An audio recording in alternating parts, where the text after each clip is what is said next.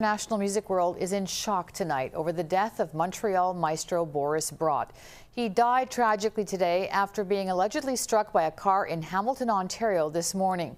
The alleged hit-and-run driver also hit several police officers before being stopped. And Max, the orchestra that Brott led for many years, is in disbelief tonight.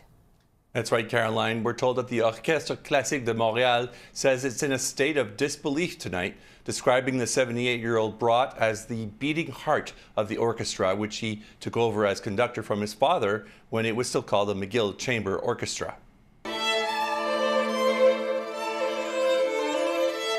The orchestra described Brott as a renowned leader in the world of classical music in North America and beyond. Brott wore many hats. He was a motivational speaker and founded the Brott Music Festival and the National Academy Orchestra of Canada, both in Hamilton, Ontario. He was the founding music director of the New West Symphony in Los Angeles, and he was an assistant conductor to the legendary Leonard Bernstein in the late 1960s. But it's his personal style was to open up the sometimes stuffy world of classical music with Montreal music audience that he will be remembered for example, by letting people clap between acts, and in the direct and clear way he communicated with musicians. He had a friendly relationship with Montreal music critic Arthur Capitanis, with whom I spoke with earlier tonight. He knew I would say exactly how I felt about the performance, and I knew that he would call me and talk to me about my observations, most of which were favorable, I dare say.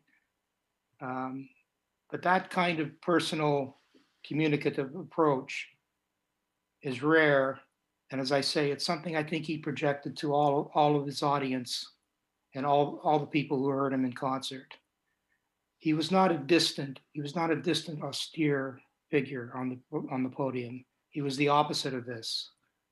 And that's how he built a career that won't be forgotten. And I asked, so a 33-year-old man has been arrested in the alleged hit and run and that killed Brott. And I asked Capitanis about the shocking way that Brott died. This is no way to die. And you might think 78, well, that's not a bad run. But Boris was so young in spirit that I think no matter how long he lived, he would seem to pass away too soon. And to go this way, very tough.